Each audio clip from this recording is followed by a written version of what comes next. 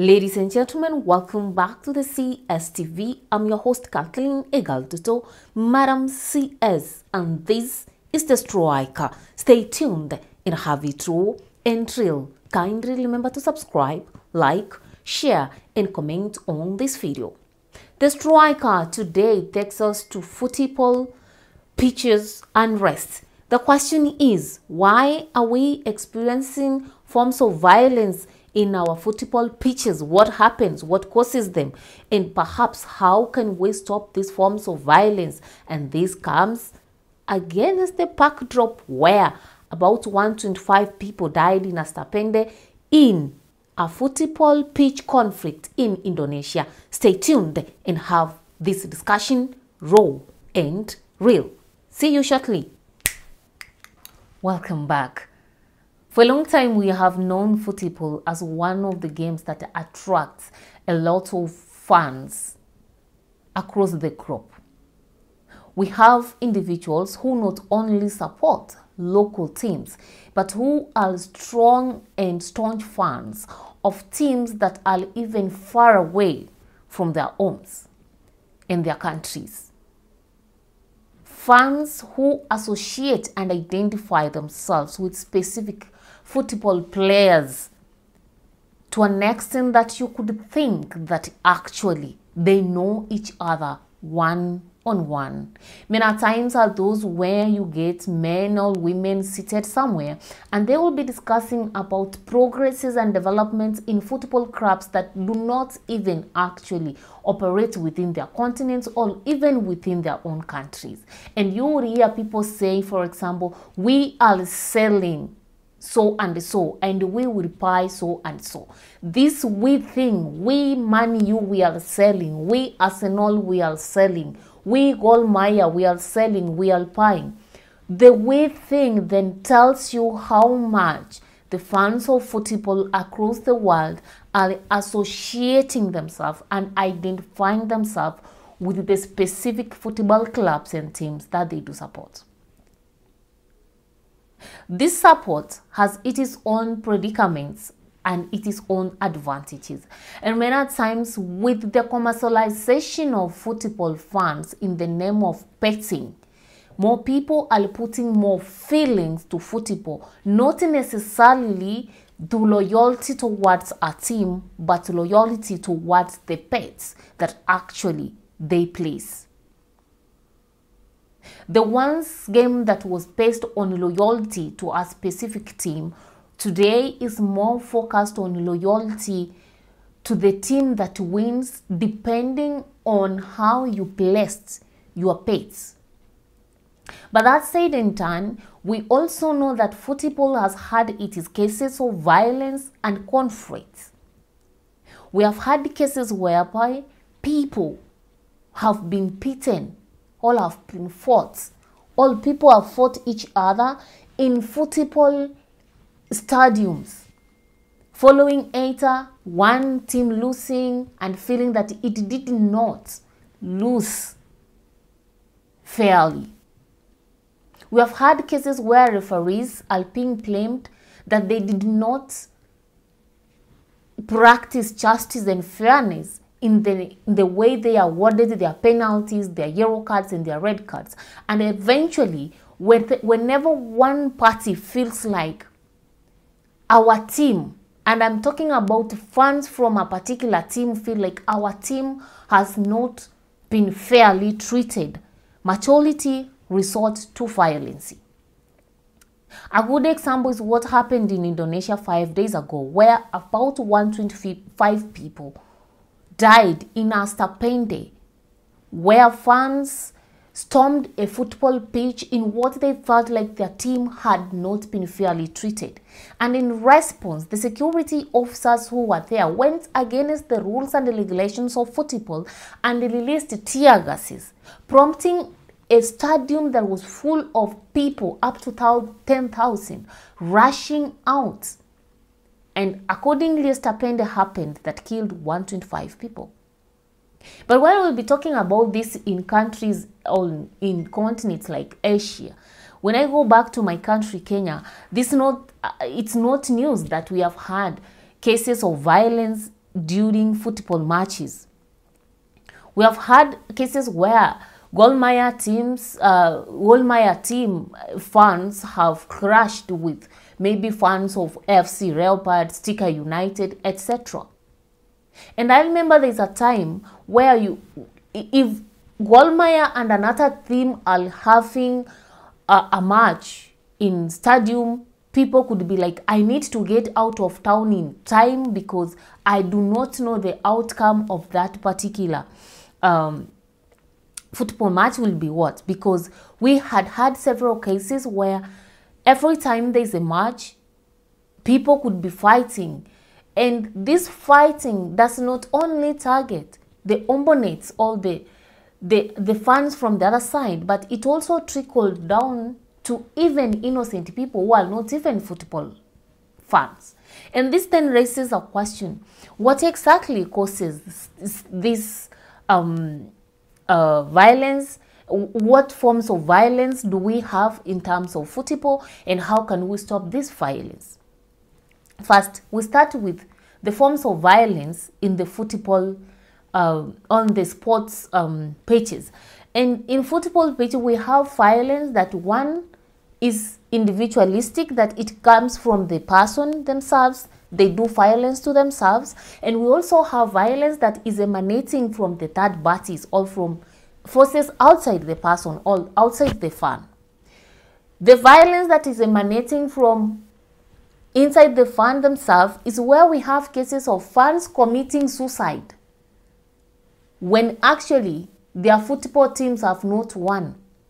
This could be as a result of two things. One, they have invested their emotional feelings so much that it is no longer support for a team, but it is chingoism. To an extent that when they are actually beaten or they have been defeated in a match, they cannot withstand the ridicule and the mocking from the fans of the other side. And as such, with such high expectations and placing a lot of loyalty and a lot of expectations on your players or on your team, you end up getting disappointed when they fail and you end up doing something stupid. We have had cases of people committing suicide because of the English Premier League, and they are in Africa where there's no even that English Premier League. It's not even linked to them. But somebody is committing suicide because Manchester United has been beaten, Arsenal has not won, Liverpool has not done what. And then we also have cases whereby the killing or people committing suicide because of football could be a result of somebody places a pet and is so sure that this pet is going to win, the team is going to win, and therefore is going to have money at the end of the 90 minutes period. And sometimes you find that sometimes it's borrowed money, sometimes it's money that was meant for a project, and the game end up not coming out the way you wanted, and therefore people end up actually committing suicide, doing stupid things, because they have lost not only the money but also lost the expectations that they placed on that team. So that's one form of violence. The second form of violence is the violence that comes from the outside. And this is where we find that one section of fans of one football team fight or mock fans of the other football team. So you realize that in the process, you realize that people, for example, are watching a game in Nairobi, and this game could be either between international football teams or even our local football teams. And then you exchange because each wants to defend their team. And by the end of the day, you get lost and forget that actually you are not in the pitch playing. You are just spectators, and the people in the playing section, like the players, are the determinants of whether you are going to win or not. But because of this defense, as we do this, you have done this, you see people end up even fighting in studios where they are watching these games, in the stadiums where they are watching these games, because then you are projecting your feelings and your energy towards the wrong person. You cannot go and fight the player who did not score the penalty. You cannot go and fight the goalkeeper who did not stand up well or did not do his best to avoid that goal from being a score. But because of you cannot reach those people, you end up projecting your hunger to those around you, because you feel like they are, because they are supporting the other side, you feel like you are the reason why we have lost. And I think that's why football violence and stapendes will continue to happen, because the football fans fail to differentiate between the players and the referees in the pitch and your brothers and sisters with whom you are watching this wonderful game. And the violence that takes place even in the stadiums, you realize that there are those people who come to watch football, but they feel like the referee is not doing the right thing. Unfortunately, these people do not know anything about the rules of football or not. The rules only apply when their teams are being favored.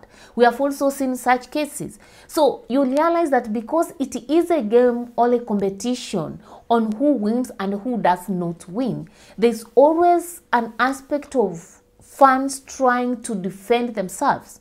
You realize that sometimes the players who are even playing against each other don't fight each other, but the fans end up fighting each other. And this is why I do say that sometimes football is not different from politics.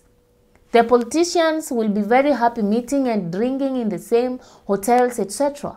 But the electorate will be fighting because you did not vote for one of our own, etc. It is the same politics that reflects itself in the violence in the football pitches.